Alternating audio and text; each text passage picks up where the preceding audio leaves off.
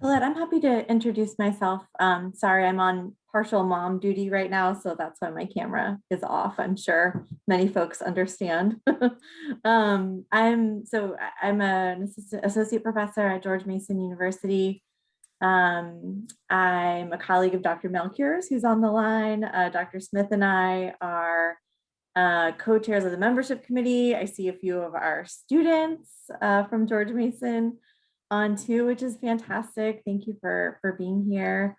Was there anything else you wanted me to say? Oh, and I'm going to be governing council representative, so I'm super excited about that. And just, yeah, this is obviously really important and central to our work, and I think it needs to be at the center. Social justice needs to be at the center of what we do as counselors, as educators. We just formed a new student chapter of Counselors for Social Justice at George Mason, and super excited about that because students are the future, right? And this needs to be the future of the profession. So thank you all for everything that you do. Thank you all.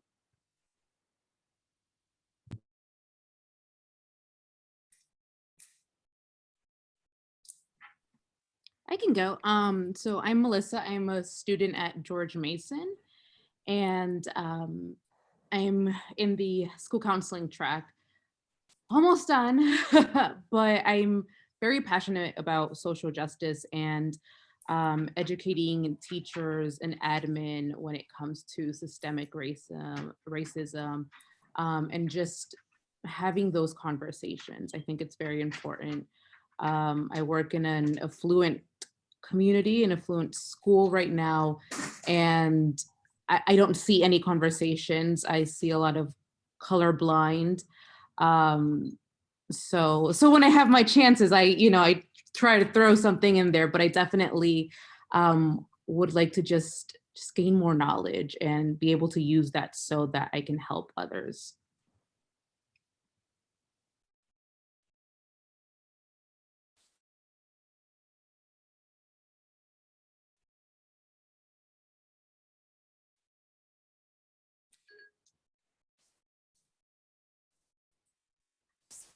And I'm Dr. Sean Smith, and ditto from Dr. Rachel Goodman, except I'm at North Carolina A&T State University. But essentially, we do the same purpose for CSJ in the official capacity, so to speak. Glad to be here.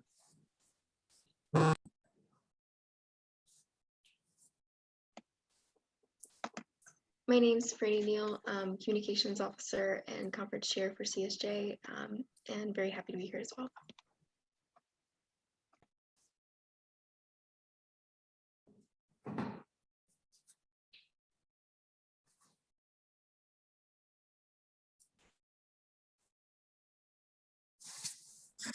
Hi, I'm Tanya Hurtado. I'm a school counseling student as well, and I've been attending the 3 Saturday series that you guys have put on, and I've been learning so much, so I'm really happy I had the opportunity to join this. My name is Brooks Collins Gaines. I am a doctoral candidate at the University of Akron and the co-chair for Counselors for Social Justice Research Committee. I'm super excited about being here today. I've been super busy this month and have not been able to make it to some of our sessions. So I'm excited to have found some time to join and to talk about all the things that are necessary and learn more. Hi, I'm Adam Pitterman. I'm going to be earning my master's in just about a month from Niagara University up here in Western New York. Just glad to be here.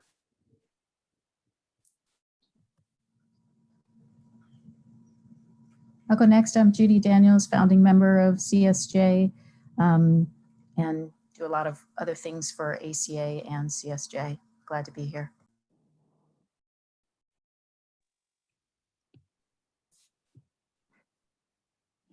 My name is Brianna Miller, and I am completing my Master's of Science in Mental Health Counseling soon here in June as well.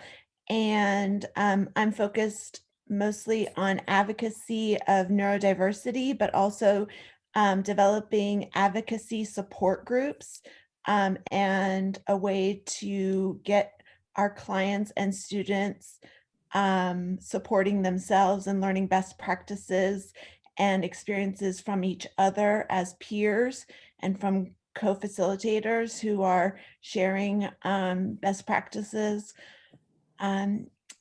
And so that's what I've been focused on since I joined. I was one of the founding members of the Ohio chapter with Dr. Dollarhide. So thank you. I've also come to each of these Saturdays and I too have learned a lot. Thanks.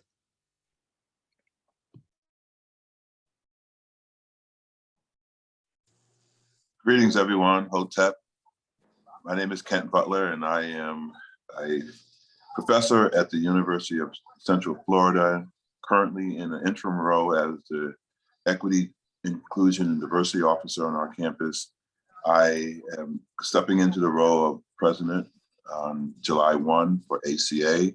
I'm here to listen and to hear what individuals have to say, and just excited to be a part of the process. So thank you for allowing me to be in your space.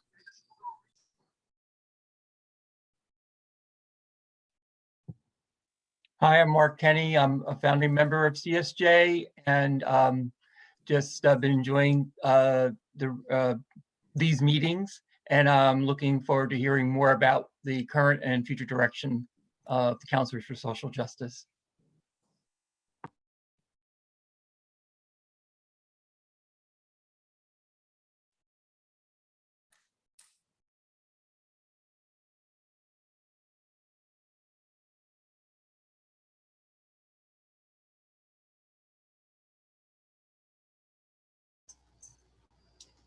Well, I want to make sure everyone who wants an opportunity to introduce themselves is able to do so.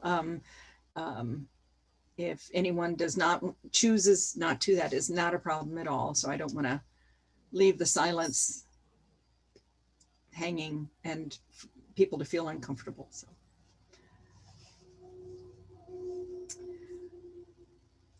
So thank you, first off, all of you for being here, for being a part of this conversation.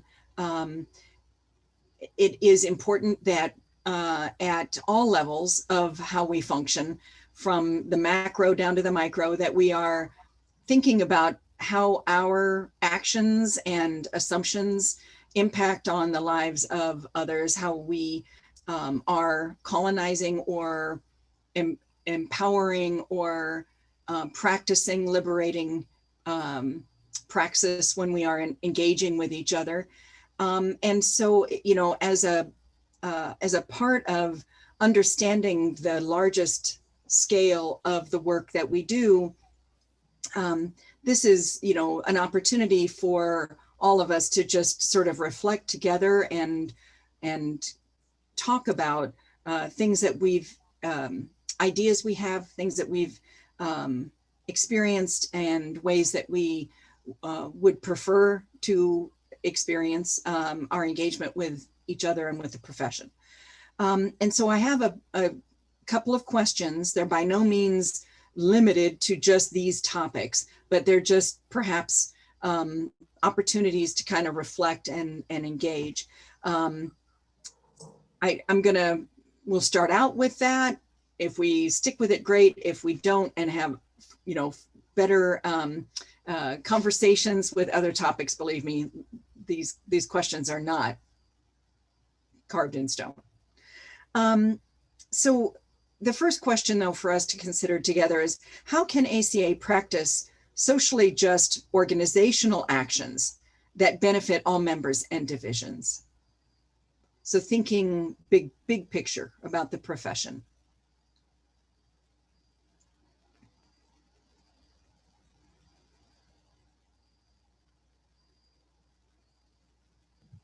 I would say one of the things I think about with that question, Colette, is what are the barriers for people to participate in ACA?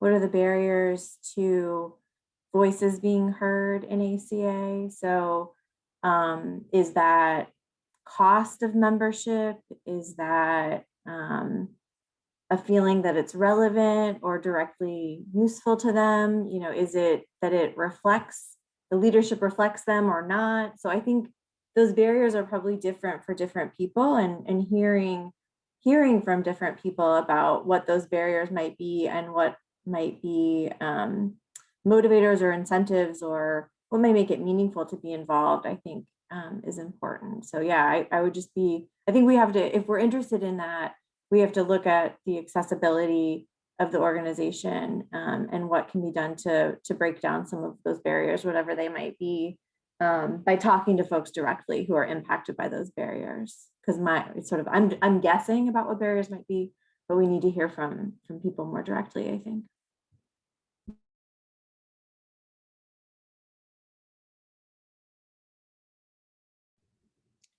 I know for me, with the virtual experience has been very accessible. And I think that we have been able to see that maybe some of the people who have attended this CSJ conference might not have been able to attend one in person. And I think moving forward, I hear we're trying to have an ongoing, maybe a monthly gathering or something like that. I think keeping something virtual ongoing and opening it up to really anybody who wishes to come and voice their concerns, like a town hall, so to speak, that CSJ is the right place for a town hall kind of atmosphere to be there for counselors to come and voice and become more involved, and maybe have that be our way to learn, as Rachel just, I think it was Rachel who just suggested what their barriers are, and seeing that we are accessible.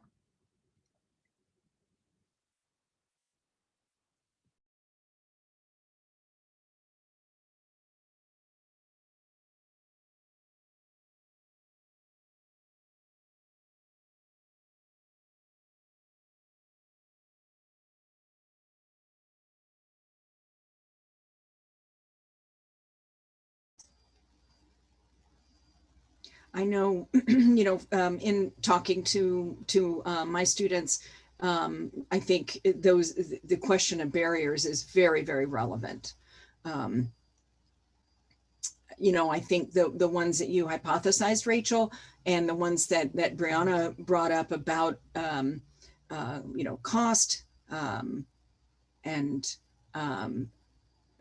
you know, potential to participate, whether it's in person or virtual. You know, I think that those certainly resonate with what students share with me, but I recognize too that that individuals, you know, like 2 years ago also talked about a variety of other, you know, like family, you know, thinking about, you know, what the cost for some of these things meant relative to family resources, et cetera. So I think that's very important.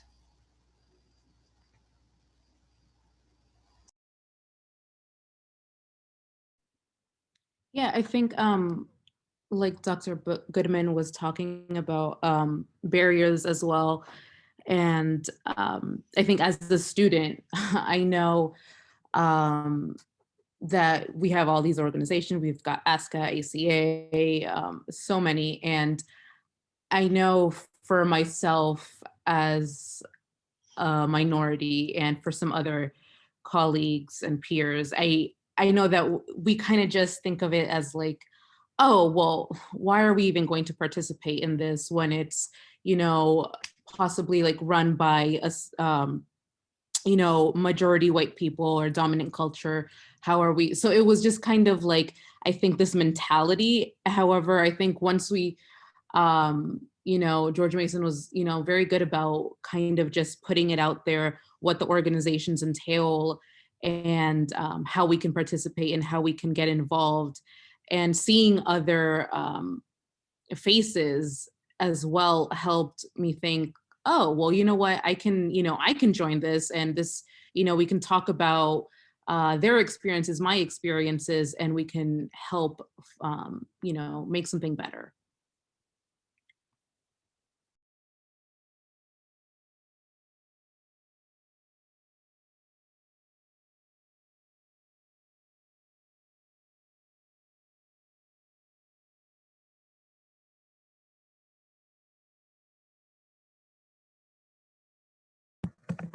go next. I think that there are clearly issues around barriers to access, folks feeling that they're able to be involved in a meaningful way. And then I think a whole other area is how ACA itself as an organization is addressing issues from a social justice perspective. So, and what will attract people to be involved in ACA and to create opportunities for social justice type involvement. So I think there's getting folks in there, folks then feeling like, okay, this is a place I can be, that I can have a sense of feeling like I'm a part of things, welcome, whatever. But then there's a whole other level, which is how are we as an organization truly addressing social justice issues, and in what ways is that meaningful for the membership? So I sort of see them on a lot of different levels. And I think, although I think ACA has come a long way in terms of social justice focus, we now have a strategic plan that has social justice advocacy as one of our pillars. We've changed a policy, helped change a policy a couple years back that was blocking a lot of things related to social justice initiatives, but I still think we have a long ways to go. And I think as one of the social justice oriented divisions, CSJ, I think, can help pave the way in terms of creating a vision and actions around what ACA as a larger organization can do. That's why I mentioned the idea in the earlier meeting about having a CSJ task force around these issues related to school counseling, and then broadening that out to see what CSJ can do to link up with ACA and influence ACA on a larger perspective in terms of the different issues that were brought up with school counseling. So, I think it's all those pieces are critically important, because if folks don't feel like they're doing meaningful work, then they're not going to stay involved.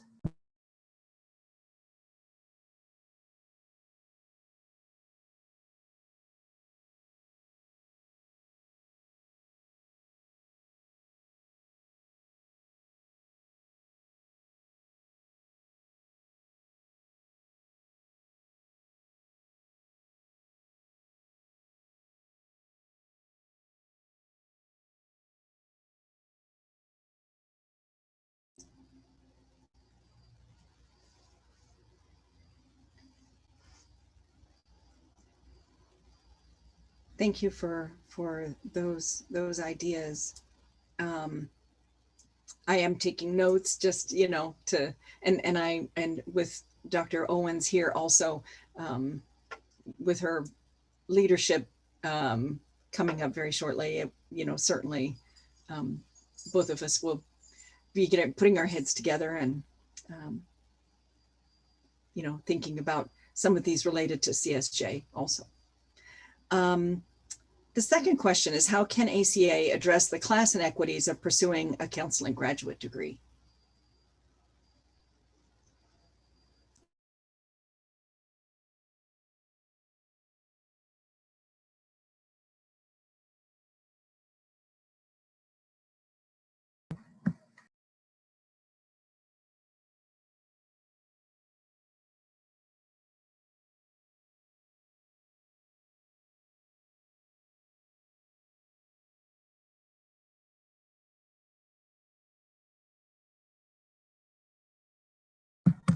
I'll jump in. I think NBCC has done a good job of providing a lot of different scholarships and money for folks to be involved in NBCC, as well as then providing money for those folks to go to school and have access to education. So perhaps ACA would do best to look at that model, maybe not do that exact model, but look at ways that ACA can use some of its reserves or the foundation money. I know ACA gives out some grants. They're fairly small, though, I think, around projects and things like that. But, and I don't know, perhaps Dr. Butler can speak to this a little bit more in terms of what the foundation does. But I think more substantial grants and also tying that to mentoring and keeping folks involved in ACA and playing meaningful roles within ACA as a way to sort of tie it in as a benefit to ACA as well as a benefit to students and supporting their education.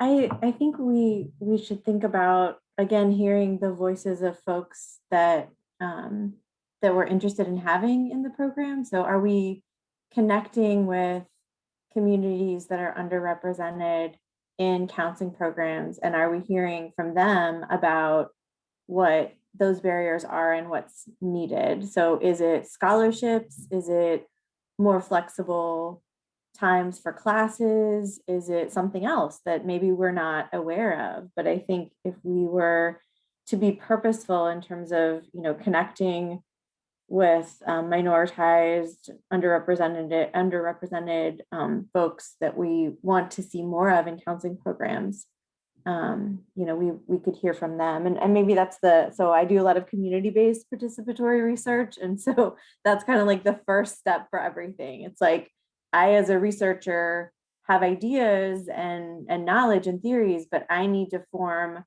a board, an advisory board of folks in the community to tell me, what do they see as their problems? What do they want researched? What do they want explored in terms of solutions? So I think that model, I don't know, I think that model would be helpful in terms of making sure that whatever solutions we come up with are aligned with what the different communities are actually saying is needed.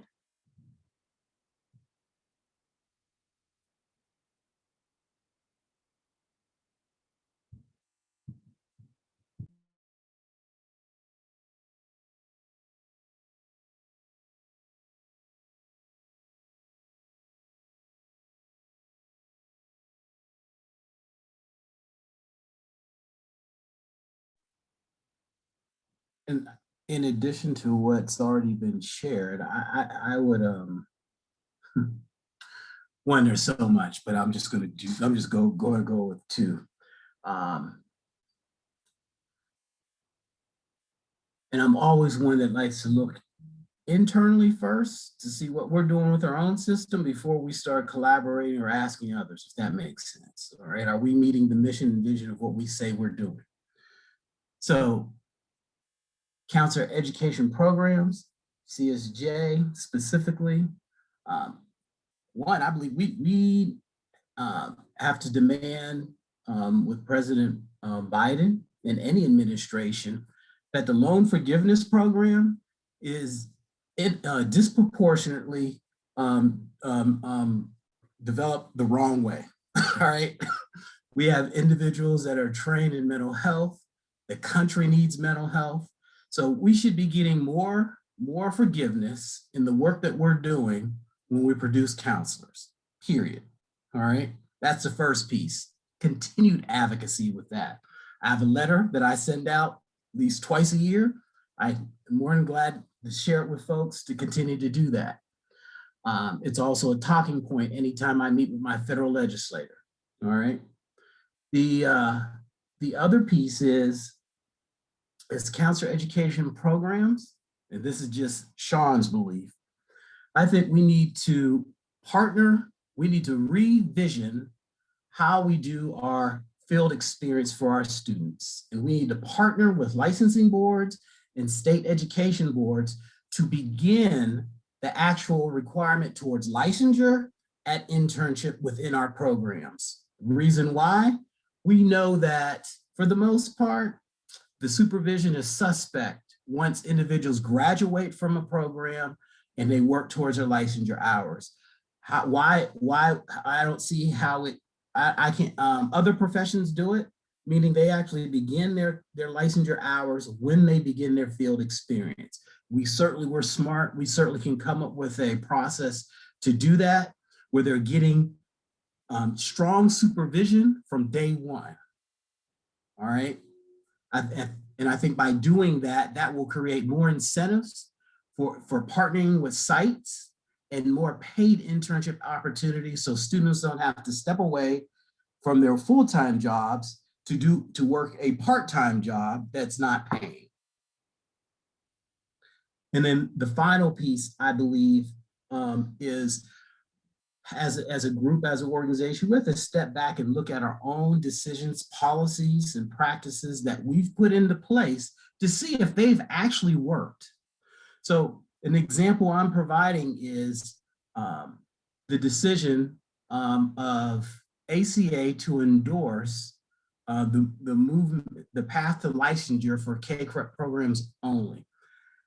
I'm just saying, let's step back and look at it and see if it actually did what we wanted it to do. Because in that discussion, I think in 2014, 2015 timeframe, in that discussion, ACA was very concerned that it was going to lock out and lose programs that produced students of color and underrepresented populations. So I'd be very curious to know, prior to that endorsement, how many K-CREP programs were available for historically Black colleges, tribal colleges, and Hispanic serving institutions. And now 6 years later, 7 years later, what did the numbers say? So did the policy do what we wanted to do? So those would be three things just right off the top of my head since you posed the question.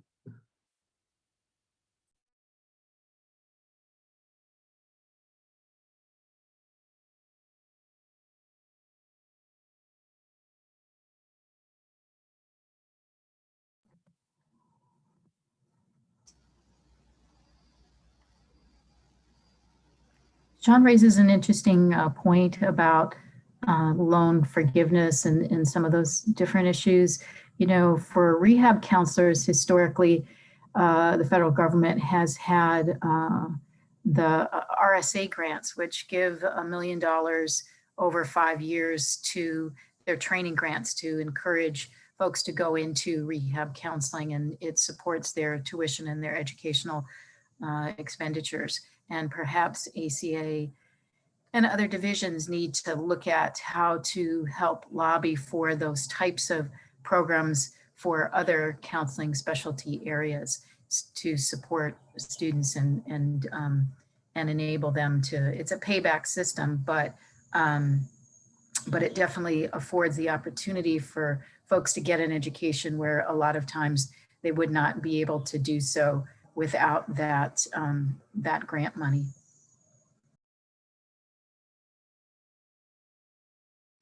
I've had direct conversations with a number of candidates who would like to join our program, candidates who identify as Black and Latina. And in the last 2 years, 3 years, we've lost at least 8 excellent candidates who said, unpaid internship, I cannot afford to suspend my work in order to volunteer my time and pay you, university, to do the, for nothing, for 20 hours a week. I think it's a serious impediment, a serious barrier to many individuals who would like to enter the profession. So I think. Yeah, I think looking at P&I, practicum and internship in particular, as a significant barrier because of the things you're talking about would be really important.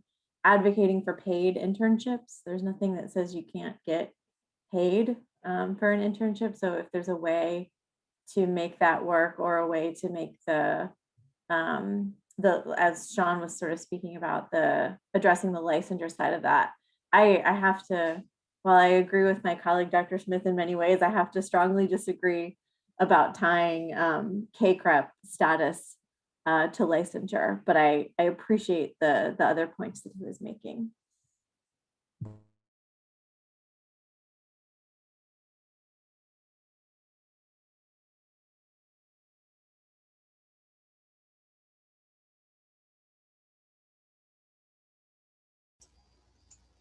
Are there any other thoughts on that question?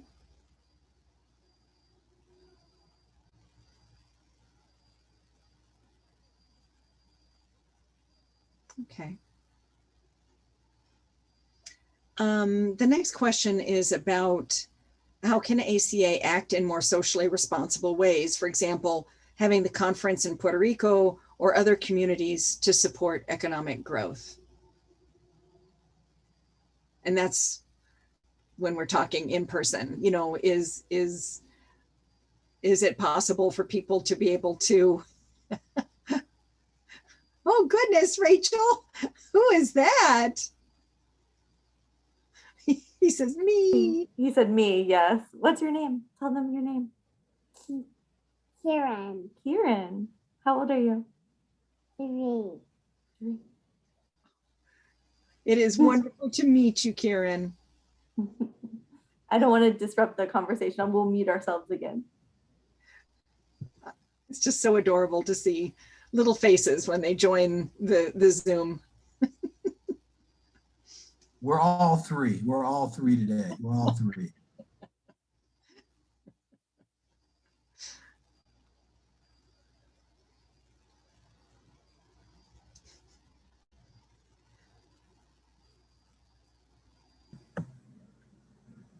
Colette, do you want to repeat your question again, please? Oh, I'm sorry, so distracted by little people, just sorry. So how can ACA act in more socially responsible ways? For example, having the conference in Puerto Rico or some other community that could, where the conference itself could support economic diversity and economic growth.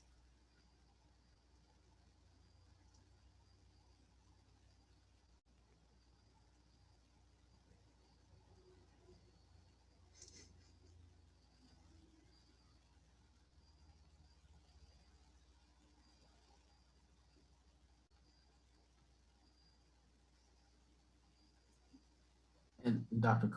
Dollarhide, I'm not trying to punt the question, but I'm going to punt the question.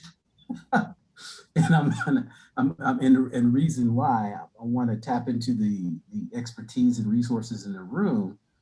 And Dr. Butler, Dr. Daniels, we both have been on governing council and at that level of ACA leadership. What has been the pulse of doing something like that? Great question, Sean. So I've been on the governing council now, I think 9 years. And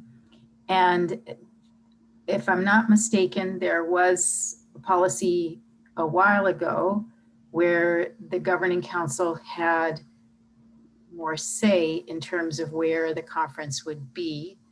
I believe that that policy has changed or that practice has changed. We'd have to ask ACA.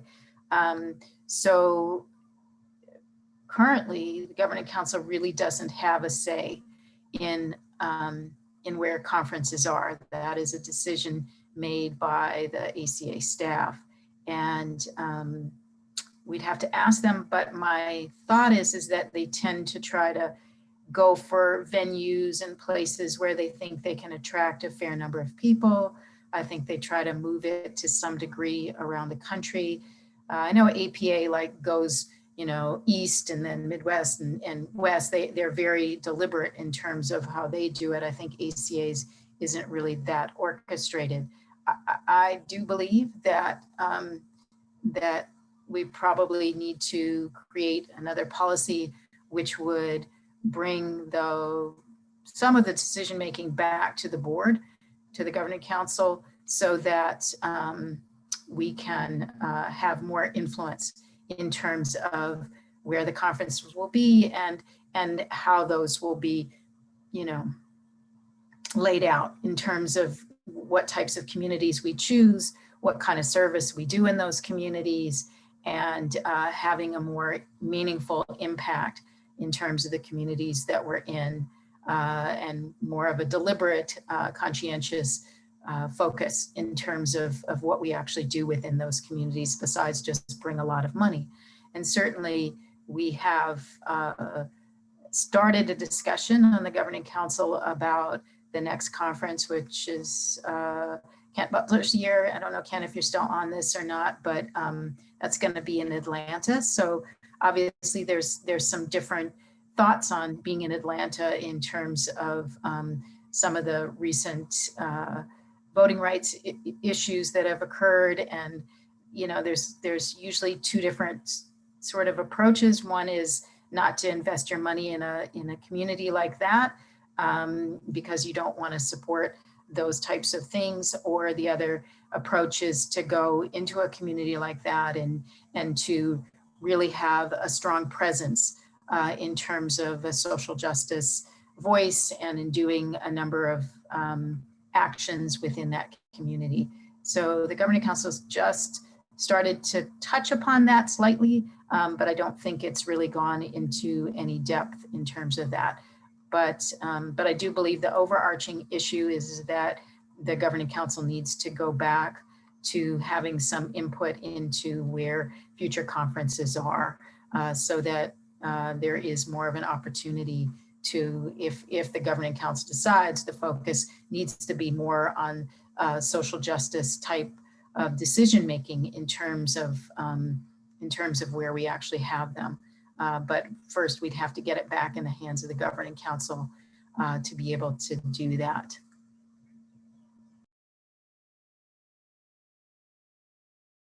And they're set many years in advance. Isn't that also part of the issue, is that the negotiation for contracts, et cetera, needs several years lead time? Yeah, so historically, you know, it's been projected out 3 to 5 years. Now with COVID and some of those different things, I don't know if that's something that the Governing Council also wants to look at. I know obviously you have to have the space and all the different things to make sure that all that's secured and you can have an actual successful conference. So there's a lot of logistics around all those pieces. But yes, they're projected out at least 3 years ahead and sometimes more in terms of locations.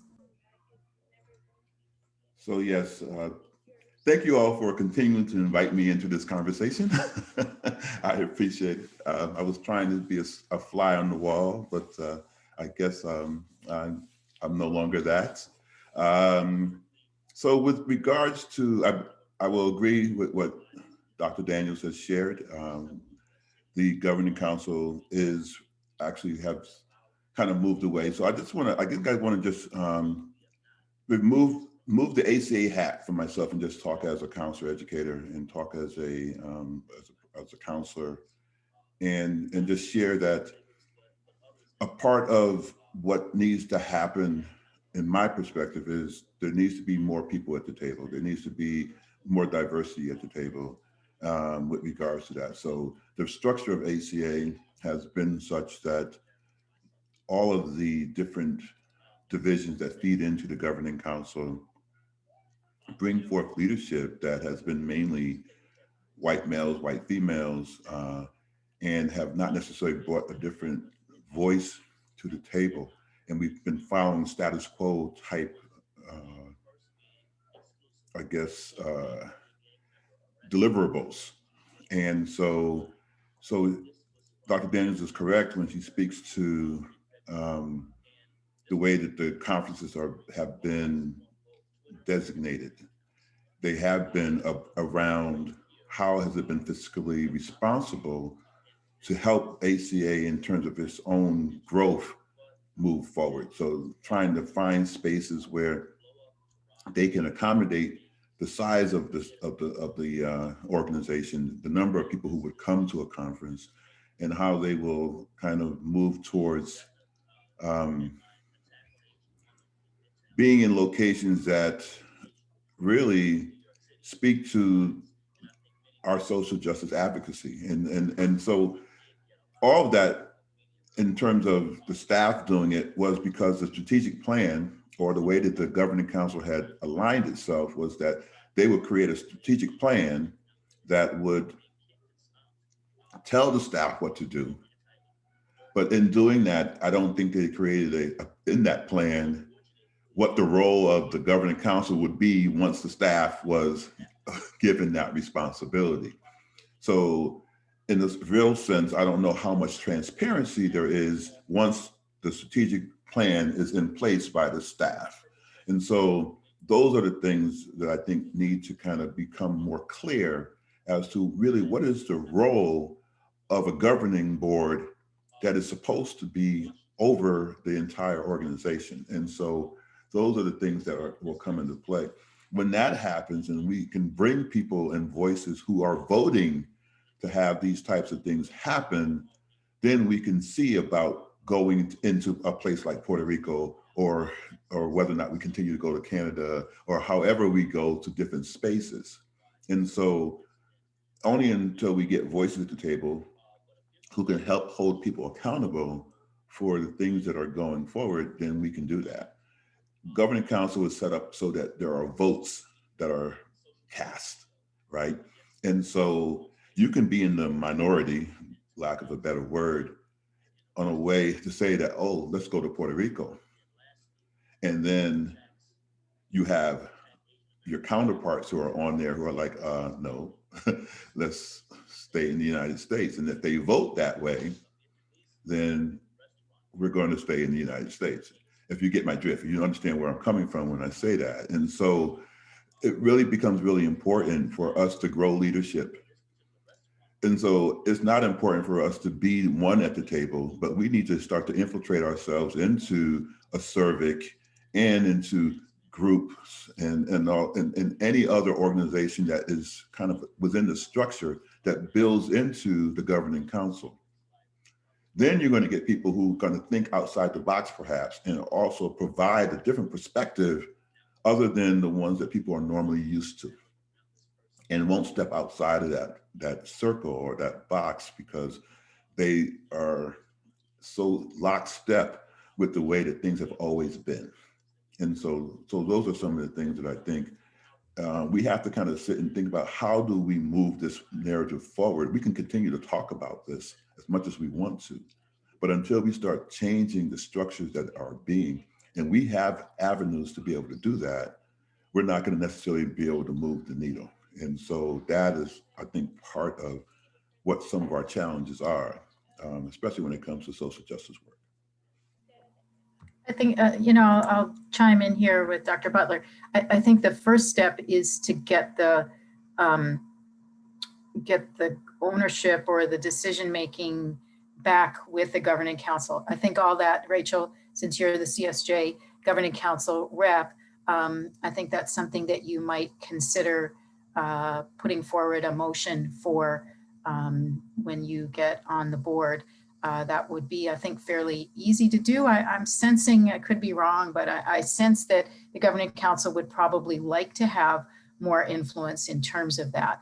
So that would be like the first step. And then the next step would be to look at then what does that mean for the governing council to have more decision-making power over that? And then what are the criteria? So that also could be part of the motion, or could be part of the discussion in terms of future decisions that are made by the governing council. That's, thinking about the strategy and such. But my sense is that the motion would probably pass. But then the nuts and bolts of it about how to really figure out the types of places that we would want to go and the types of actions that we would want to have, I think that's where it's going to get a little stickier, but I think still quite possible to be able to guide that in a different sort of direction than perhaps ACA has gone. Because again, they're looking at trying to, make their money back, invest in different things that will be productive for them as an organization. But I think both can be accomplished in terms of looking for places that we could have more of a social justice presence. I do know from past discussions about doing like service work and those types of things in different communities, that ACA as an organization has been concerned about liability issues.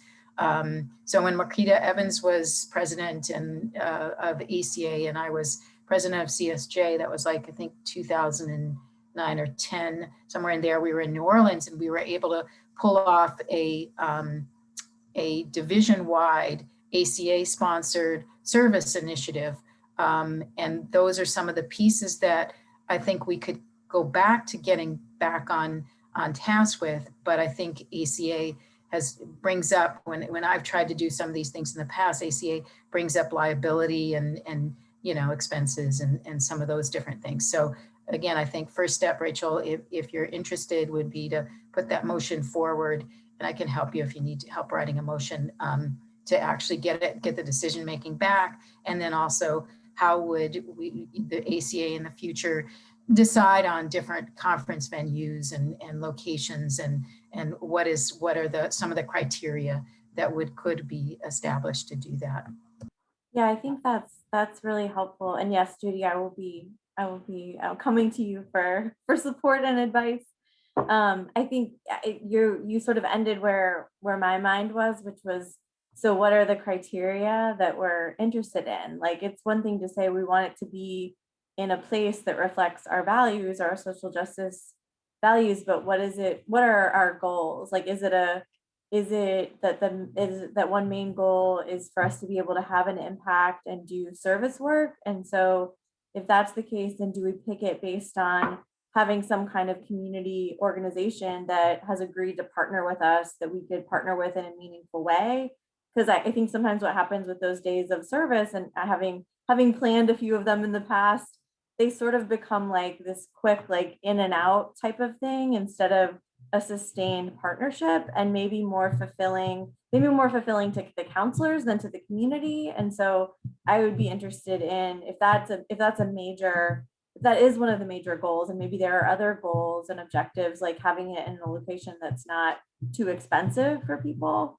But if that is one of the goals, then maybe it looks a little different. Maybe it's not going all around different places year after year. Maybe it's having the conference in the same place for a few years in a row, so that the engagement, it could be more sustained. I mean, that's just one example. There are probably more creative solutions to come up with. But hear my 3-year-old. But yeah, just kind of thinking out loud. But I would love to hear, like, so if you all on this call, or if you have connections with other people and you want to share with me what your sort of goals or priorities would be, like what you would want a conference to reflect, like what are those goals that you would like to see? Like, I would love to hear from people and kind of get their feedback, and then ask Judy to help me figure out how to craft that. I'll put my email in the chat in case people don't have it. If I could, if I'm honest, I'm not really a big fan of motions and things of that nature. And the reason why is because they get made and then they sit in a corner somewhere. And so if we're talking action, from my perspective, I think ACA already has the platform for the governing council doing what they're supposed to do, right? I don't know that we need a motion to tell the governing council what they should do, because by virtue of what the governing council is and what it represents, it is supposed to tell ACA what to do. And so it's about us actually doing the job that we're supposed to do. And so there's already something that's in play. And I'm not sure that it was ever stated that the staff would do that. But one of the things that I think occurs a lot of times is we're told by the staff, oh, we can handle it. You're getting in the weeds. We'll take care of that. And while there are certain things that I think we do get into the weeds about, there are certain things that we have control over that we should say, no, this is not a weedable thing. This is something that we need to take care of, and something that we should have responsibility for, or something that we hold you accountable for. And that is really the piece of the puzzle. And so while I get it, and I would like to prefer that we get the people who are there at the governing council to do the role of a governing council member and make those things come to pass. And so my fight this year will be to look at those things that are structural and have become systemic within ACA, and make changes there in terms of how we govern as a board, that we actually recognize that we have more power than we allow ourselves to have or are told to have, because what is normally happening is we're getting told what to do. When I was on the governing council, and Dr. Daniels will remember this, I used to say all the time, are we running the council or the staff running us? And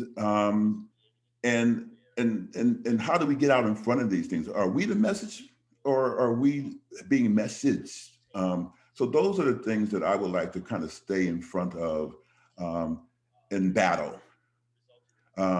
Because when we get caught up in trying to create policy and all these other things in play, then we sometimes get lost. And then I think, and it's almost like if I pull it back to just systemic racism in general, when I look at positions of people who are in positions of power, they like it when people down below are doing this and fighting each other and challenging each other and this and that. Because what's happening? We're not directing it up to the people who are holding the power and the oppression over us. And so we have to speak truth to that. And we need to get people to kind of change their way of seeing that you don't have to go with the way that people have traditionally done things. And if you look at, again, goes back to, if you look at really what a governing council board is and how the ACA structure is, then we need to regain the control of what that board is. And we need to be the ones who are making some specific issues or challenges. Now, if a place of where the conference is of importance to the membership, then the governing council needs to be in the weeds. And it's just as simple as that. And so those are the things that I would like to challenge the board to think about over the course of the year, and start making those significant challenges. I'll bring up another point really quickly. And this was something that we could have been in the weeds about, because we could have helped people make a decision. But I believe it was New Orleans again. Something always comes up around New Orleans, right? I think it was New Orleans where, and maybe not, oh, maybe it was San Francisco. Whatever it was, they decided, the staff, that they were going to put these trackers into our badges. And it may have been a great idea. Whoever was in the staff, maybe they went to another conference and they saw these things and they knew it, but it never got relayed to the governing council, and it never got relayed to the membership. And so people started at the conference about being tracked. Now, it was harmless in some regards, because what they were trying to do is see where people were going and try to get a sense of what that traffic was like. But what people were hearing was, oh, Big Brother is in the house and they know everywhere I'm going. And so people were ditching the things. People were pulling the things out, or they were just not wearing the badge at all. But had there been conversation around that in the governing council, there's a strong possibility that that mistake would not have been made. And so those are the types of things that we have to, be in the weeds about, because that is what our fiduciary responsibility is. That is what we are supposed to be doing for the people who are paying their membership fees to the ACA membership or association. So anyway, I'll pull back and be quiet now. So Dr. Butler, I'll agree with you. Yes, I think that the governing council has to take back its ownership and get into the weeds in certain areas. Ideally, you have those discussions, ideally all those different things. The trick about the motions that I think is important is that you want it to flow. And again, it doesn't always happen this way, but ideally, if you have a motion that solidifies whatever that discussion is and whatever that outcome is, then it can transfer from year to year, ideally. And then it should be in the policies and procedures. And I agree, but it could also be that it's already there. And so, well, it used to be, and I think it got taken out. Actually, I think from what my research shows, I forget the year, but it was in the policies and then it got taken out. I'm not sure how, because it was during a year that I was on the board, but somehow it disappeared. So I think it needs to go back in so that then from year to year, each president or folks on the governing council can look at it and say, yes, we are supposed to have that responsibility because the board changes, the leadership changes, all those different things. So it's both and, I think that we need to have those discussions. We need to take back the power. And then we also need to be able to have those solidified in a way that then in years to come, people can look back and say, oh, that is our responsibility. That is our duty to be able to help to do that. So it's an interesting, as Dr. Butler knows from having served on the Governing Council, it's an interesting process to deal with. The only piece that I would add to this fascinating and educational dialogue is, again, I'm going to go back to what can we do at home? So for CSJ, if we were to have a conference, where would we plan the conference? You know, we can control that much easier and then potentially develop a protocol that others can use. If we were to partner with another division, another sibling division, some of them have conferences. Can we not ask for them to, from a social justice perspective, have your conference at a Hispanic serving institution that has ties to the community? I mean, I think there's still some things we can do on our level, right?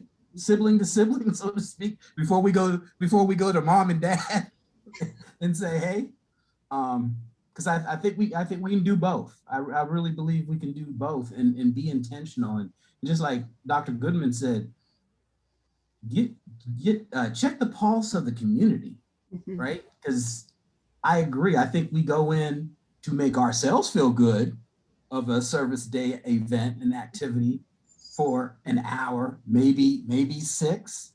And then that particular area does not get any more support the rest of the year.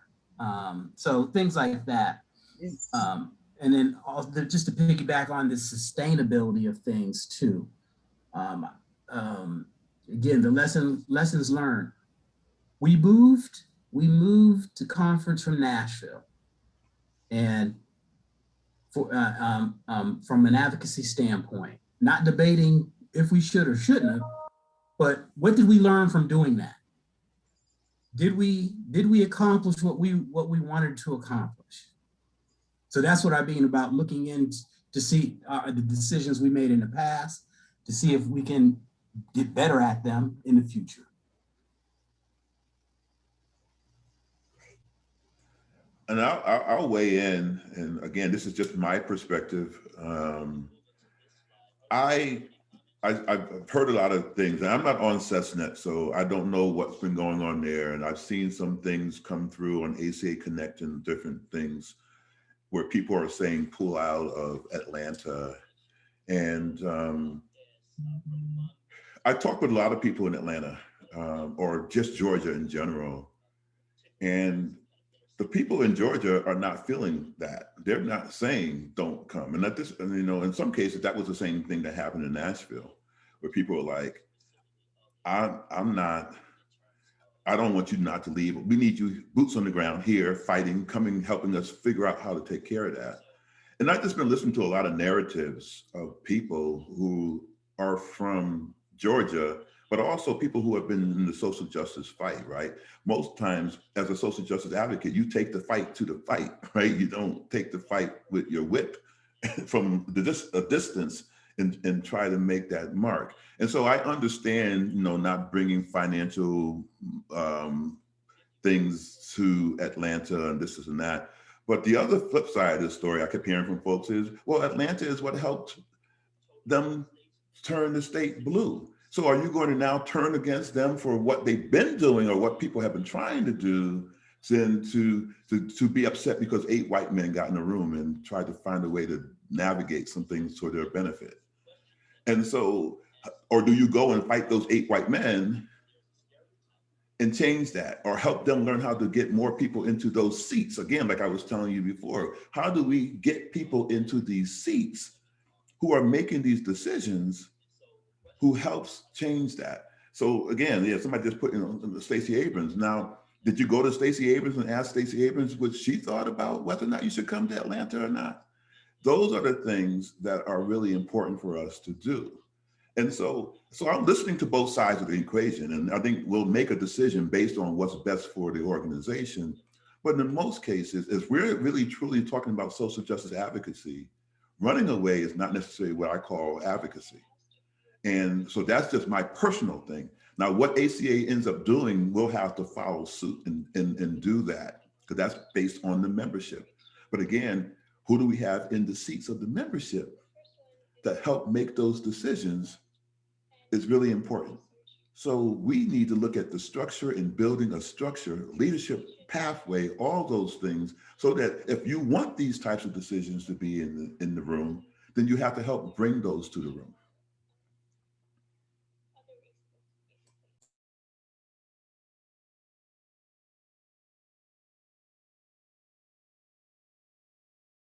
Yeah, I was just gonna say, I was in favor of moving it out of Atlanta because I thought when we moved out of Nashville, like that was the bigger statement. That was the thing that was like clearer.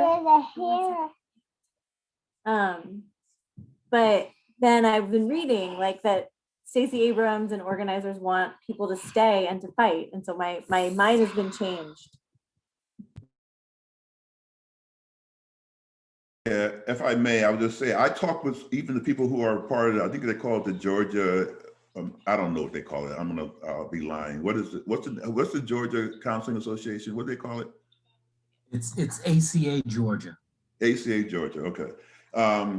So those members are also, excited about hosting folks here. And so that advocacy, I think Dr. Daniels just put this into the chat, that advocacy looks like, how do we bring our resources to bear? We don't have to just wait until April of next year to go into Atlanta, but we can do a lot of things on the ground. One of the things that's in this bill that was passed was that they is all this voter ID thing, right?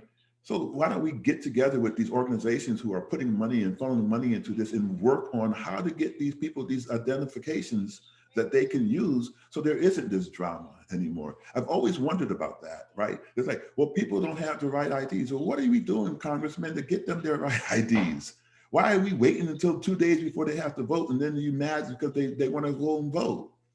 There should be things that we put into play to help folks do that. And I think that ACA is really strategically positioned to be able to do that, to be able to help go into the legislature. And we know how to lobby, we know how to do other things to kind of help make those changes. But if those voices are not there and the people are left behind, and the thing about not going into Atlanta itself is that it's not, those people who are doing the legislative work don't care about Atlanta, or those workers who will be out of work if everybody leaves and don't allow them to have that time to go get their minimum wage pay, right?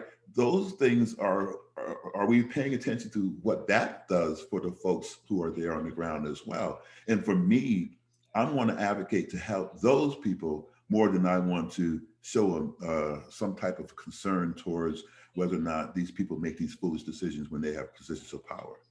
I'm going to go fight that power, but also help support those people who are living under those conditions, if that makes sense.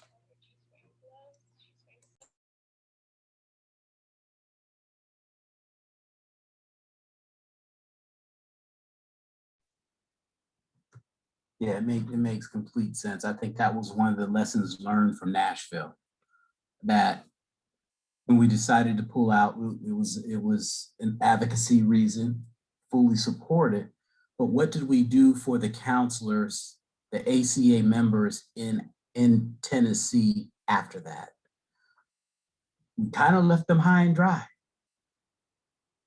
And I know that's not what we were about. And I know that wasn't the intent. So again, what have we learned from previous actions? I can very easily see a collaborative plan being developed, the advocacy plan for the next 12 months minimally, right? Led by ACA Georgia, identifying what support they need from ACA and divisions to help them. For me, when we're talking about voting rights, why aren't we talking about the day off? Why isn't election day a holiday and everybody has it off so that there's not an issue of I need to go to work and I need to vote? I mean, literally, I haven't heard that come up on any table whatsoever, and I'm really wondering why. I've been asking the North Carolina Black Caucus this now 2 years I've been here. Why isn't this on anyone's table? So I think something as minimum as that, you know, just constant to, hey, include this. And those businesses that have pulled out, I think we can ask them, can you afford $10 so we can have a picture ID for the registration card so people can vote?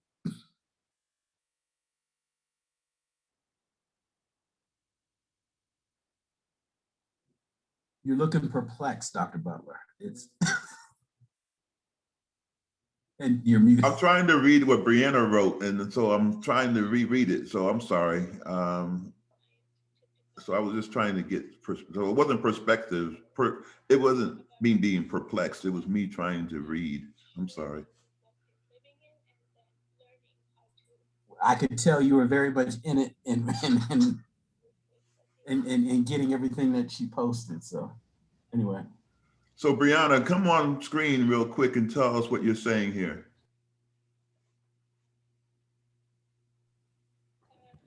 I come from high school debate and forensic science background. And so one of the reasons why I got into counseling and especially social justice counseling is because I'm a firm practicer that words are the strongest suit we can all be. And I think that what we're doing by talking about all of this, I hear people saying that, and I agree with that, if there's a controversy about holding the conference in Georgia, that being there to voice the concerns, voting with the dollars in the places with the people who need the support that we each wish to see supported. We don't want to just like not be a part of going to Georgia because they're not necessarily doing what we wish them to do. There are probably people there who are doing what we wish people to do, and they need just as much support, possibly more now as counselors. Words are what we do, and to be there to hear and to support the people is the reason why counselors are counselors, from what I understand or gather. Yeah. So from the people I heard on the ground, there was a lot of hoopla about the governor signing off on that law or that bill or whatever have you. And the truth be told, listening to what they were saying is there's all kinds of loopholes and ways around what this person just did. They closed off maybe 1 or 2 polling booths on a Sunday. That was one thing, right? So there's misinformation that's out there in terms of some of those things. And then, you know, they did some other things, but from what I understand, and again, I don't have all the history, I'm just listening to what people are telling me on the ground there, is that every single thing that they put into place, like one of the things was, you can't bring people water or food, right? But they didn't tell people that they couldn't bring food. So now you start a campaign telling people, look, there's not going to be somebody who's going to be able to give you water and give you this and give you that, because they're trying to stop you from staying in. They want you to be dehydrated or whatever have you. Make sure you bring enough water with you to stand in line and to be there. So we have to look at what they did and beat them at their own game. So put the word out against what did they try to do and how do you get folks in? So help them, if the person was usually going to church on Sunday, then going to vote, helping them find another day to go vote. Giving them a pathway to being able to use their voice. And you proactively can do that days in advance. You don't have to wait until it becomes election season to make those things happen, right? So those are some of the things that I think that if we do go, we can be a part of the change. If we decide that we're not going to go, we still have to figure out a way that we can lend support to the state of Georgia.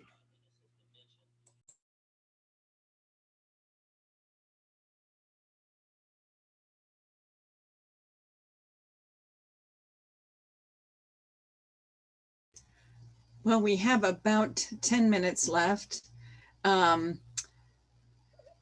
Butler, this has ended up being a really great conversation with you about your philosophy, and I know you and I met years and years and years ago, and it's so great to be able to hear you again. Sort of in our final minutes, are there things from your perspective, Dr. Butler, that CSJ can do to support your presidency? You know, there's one thing I've always wanted from CSJ that I've never received. And I was like, why won't they let me have it? It could be that I've never been nominated for one, but that's okay. That's beside the fact. But every year I see these people get these Ohana Awards. And I was like, man, can I just get an Ohana Award? No, I'm just joking. Please don't do anything crazy. I'm just being foolish right now. So, so how you could help? Wake people up. I'm tired of being the only one up here at 3 o'clock in the morning. I need some other people up at 3 o'clock with me. Wake some people up. And the people I'm asking you to wake up don't look like me. I need people to be at the table and willing to be co-conspirators. I attach that new term to my words that I use. I want people to move away from allyship. I'm finding that allyship doesn't work. Allyship, when it works, when you're comfortable, oh, I'll be an ally, right? But most times allies are just sitting on the wayside. I want someone, when I'm not in the room, who's going to speak on my behalf. That's a co-conspirator to me. I want somebody who's going to walk with me and hold my back when I am in the room. I don't want somebody who's going to say, oh, I'm your ally, and then come to me after the meeting and say, I was with you with what you said, right? I'm like, well, why didn't you say it when we had the moment in the room, right? And so those are the things that I think I need. And, you know, maybe I need to be reprimanded sometimes, or maybe somebody needs to come and challenge me in this way or that way. That's fine too. You know, I developed a thick skin when it comes to those types of things, right? But I'm nothing if I'm not one who's willing to debate and have discussions and have the very difficult conversations. And I'm willing to change my point of view and see things from different people's perspectives. That's the beauty of it all. But I get lost when I'm in a space and people don't know how to use their voices. And they'll say like, oh, I like to listen. I like to just be here and just take it in. And you know, no, you have a thought there. Something happened for you just like it happened for me, right? And don't let my passion when I'm talking about something stop you from being able to share what you need to share. Because that's another thing that people fall behind, right? You know, oh, that person's angry or that person's mad. No, don't mistake anger for passion. Or passion for anger or whatever. I think I said it the wrong way. But those are the things that I want from CSJ. You know, I've been a long-time member of CSJ, maybe not in leadership positions within CSJ. I hear everything. I see all the things that come from CSJ for sure.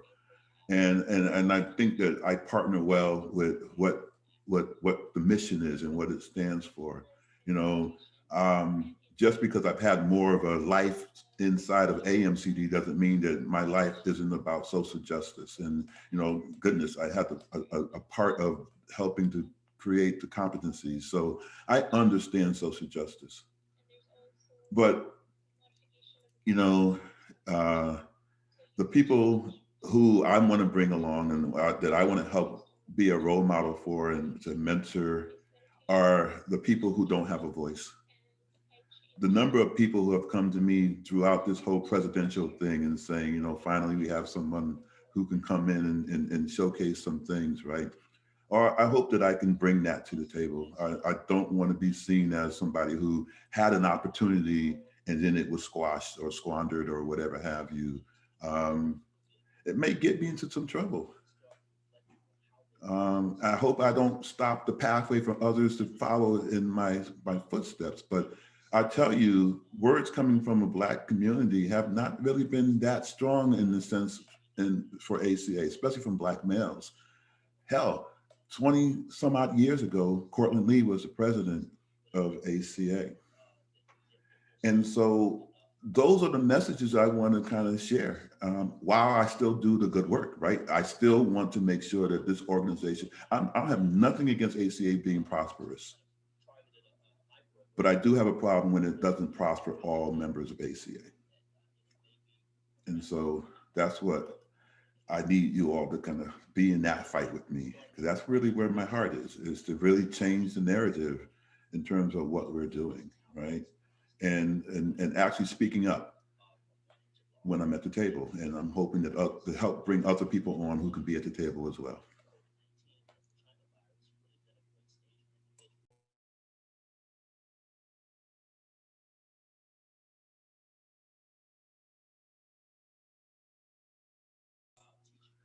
Yeah, John Lewis.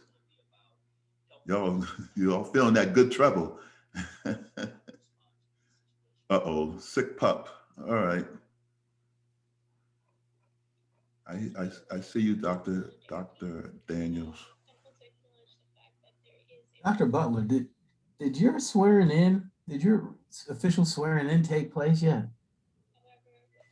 The video did. It'll be showing up on week 4. Week 4. So at that point in time, have they identified when that's going to be posted? You're not sure. What'd you say? I'm sorry. I said, have they shared when that's going to be available week 4? Oh, I guess, I mean, most stuff launched that first day, I guess. I would assume that it launches that day. I only ask because, you know, we're not there, and that's usually a significant part of the conference, and you'd have close to 6,000, 8,000 folks yelling while you're being sworn in. So, well, I would just say this. I never thought about it. I got an email last week asking me to be ready to get sworn in. Sue and I met on Thursday, and we recorded it. But the truth of the matter is, even though I got sworn in, I don't really take office until July 1. So I didn't think about it. You know, I just thought about it as the protocol for it. But correct. Correct.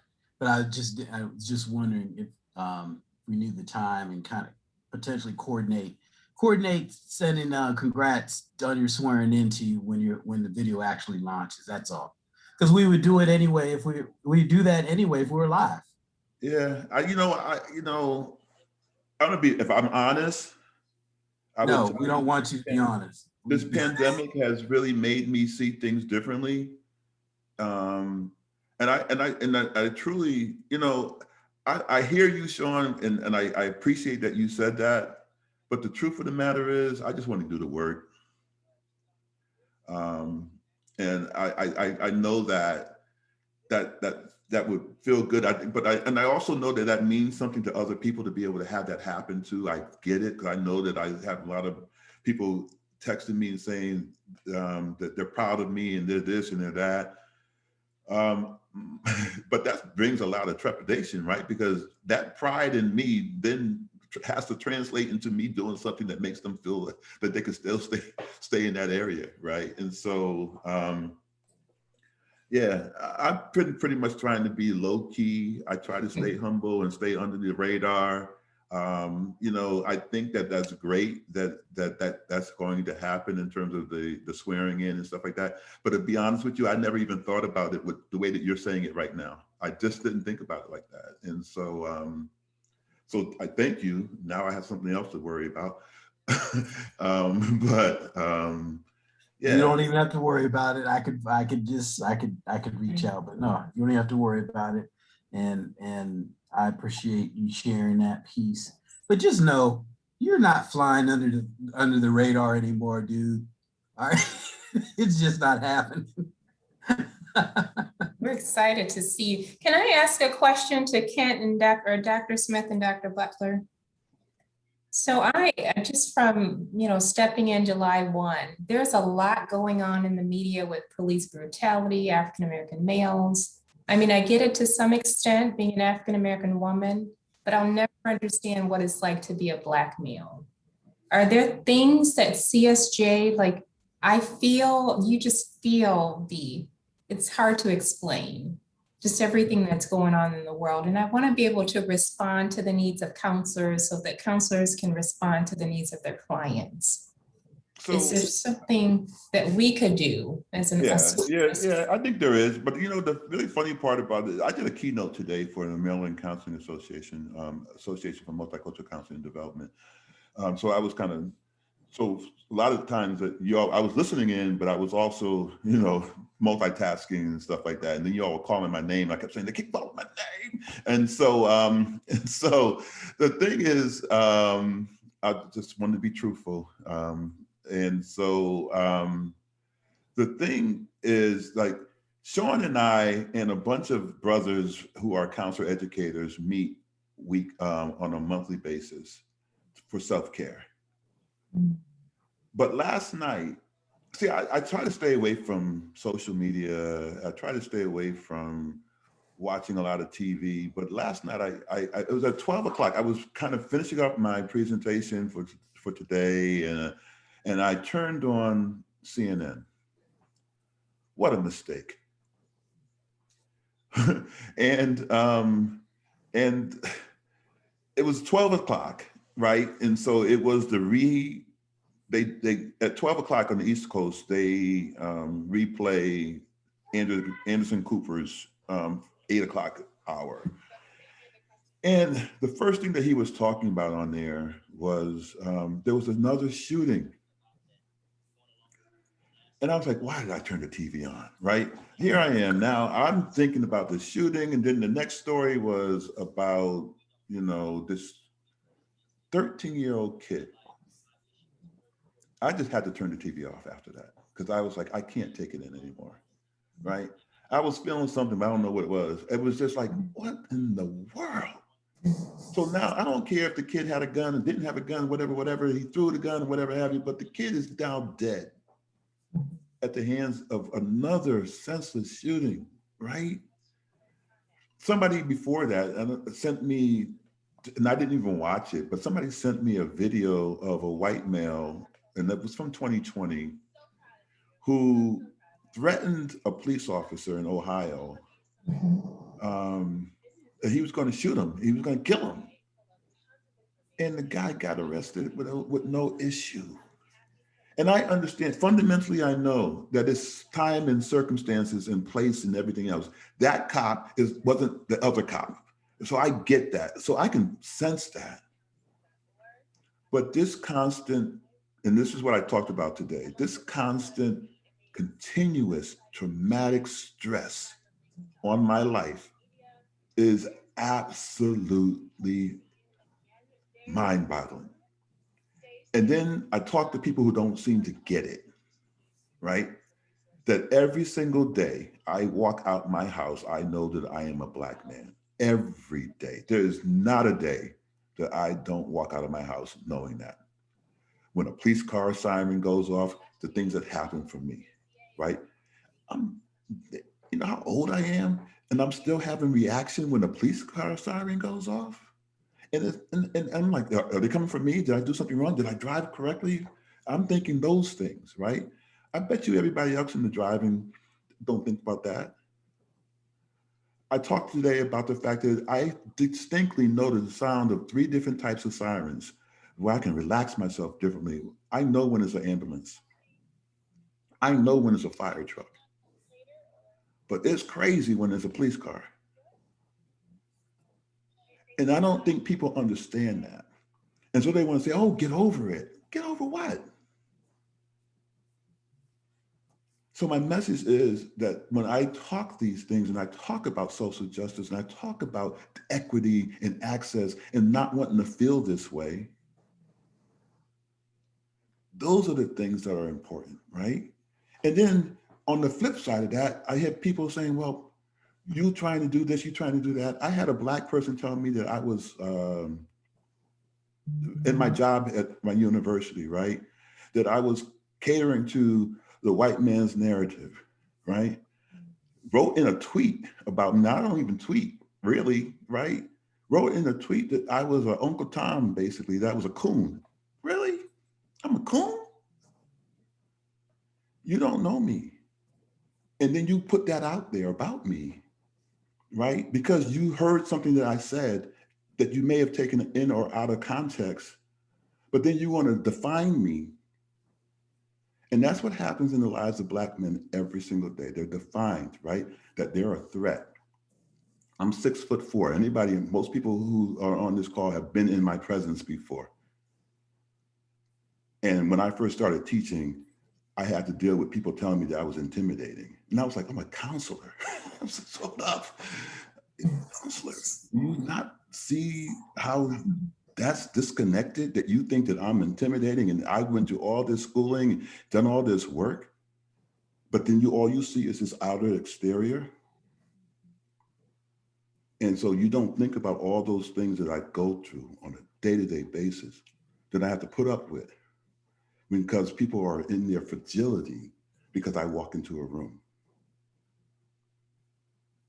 And so those are the messages that I speak to and I talk about and I'm vulnerable about because people have to be able to hear it and understand it. They have to be able to touch it. I've learned in life that you can watch something on TV. Like I used to do this, right? I would watch a commercial that comes on that is asking for money and resources for people over in Africa, right?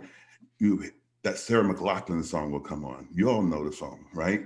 And I would be like, oh man, let me turn the channel. Here they are trying to get money out of me, right? And they put these pictures up and all these things up and they get folks. But I can turn a blind eye to that. But when I went to Africa and when I went to India and I started seeing some of those things and I was in the presence of, I can't turn a blind eye to that anymore, right? Just like what I believe that CTSD is doing to me is that I've been in situations where Black men have been harmed. So when I watched TV last night, I was affected. And most people don't realize that next day you gotta still get up and go to work. You still gotta go do this, and you gotta go do that. And they're like, get over it, get over it. And that's what I don't know that people understand in the communities that say that all lives matter. Oh, blue lives matter. And I get it because I'm fighting for them too. On top of fighting for my own survival, I have to fight for somebody else's fragility. Mm. And that's the time that, it's exhausting. And at the same time, very exciting and energizing because I see change, but I get pulled back every once in a while. Last night was one. And I have to deal with those things. And then people telling you what to do on top of that. So, yeah, so that I hope I answered your question. I'm sorry it took so long to do it, but thank you for that. That's my reality on a day-to-day basis. And, it probably breaks many people. Why do you think people drink? I don't even drink. I've never really been a drinker. But man, I told my wife the other night, I sure use a drink. I don't even drink. So those are the things that people don't recognize that. So I bring my humanity, I bring my vulnerability to every space that I go into. And I'm gonna do it very unapologetically. Thank you. I would love to see you do a webinar with Dr. Williams. He's the founder of Racial Battle Fatigue and how that translates into like being a Black male. I think that would be very powerful. But thank you. I got a lot of, I don't have any time. I'm really lying, but put it together. Dr. Smith, you too. That would be pretty powerful. And know, Dr. Owen, that we have members of CSJ, Black men, that can lend voice to what you're asking. So we have it. We have it. Thank you.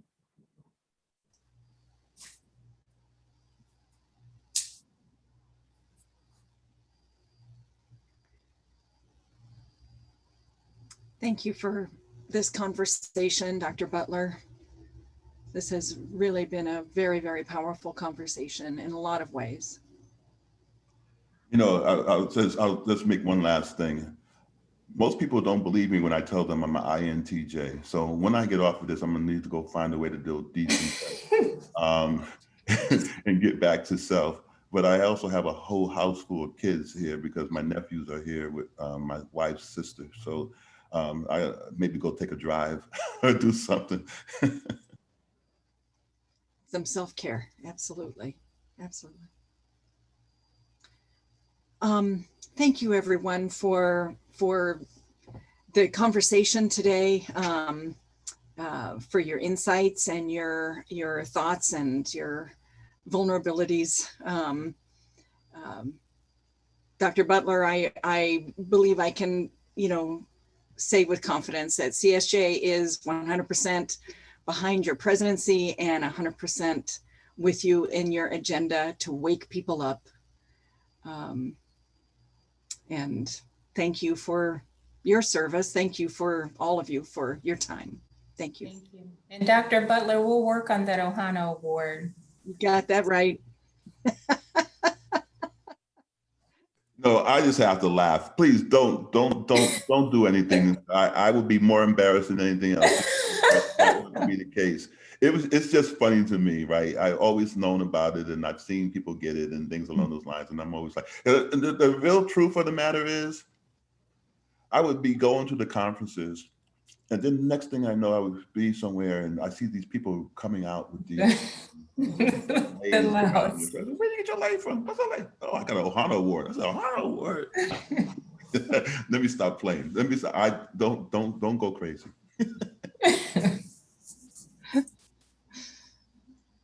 Are there any final comments or anything?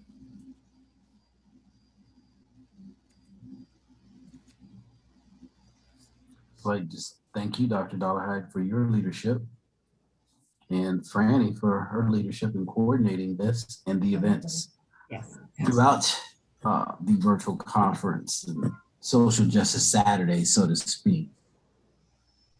Yes, this is our final event. So thank you, Franny. Thank you. Thank you, Dr. Dollarhide, for your leadership. Franny, this was Franny's brainchild, the CSJ Saturdays. So thank you, Franny, for everything. Thank you. I'm happy to have my Saturdays back, though. Get your Saturdays back. Being a school counselor, it's very hard, but thank you. It's been very nice. Franny, I like seeing your name all over the place too. Right. You know, at least, listen, Franny, I'm gonna be honest with you. I don't read a whole lot of emails because I have to filter out some of that stuff, especially when it comes through the ACA Connect and stuff like that. But I read yours. So I just wanted to put that out there. Thank you. I'm honored. Thank you all. With that, we will close today's session and our conference experience. So see you at ACA. Bye, everybody. Thank you. Aces. Aces.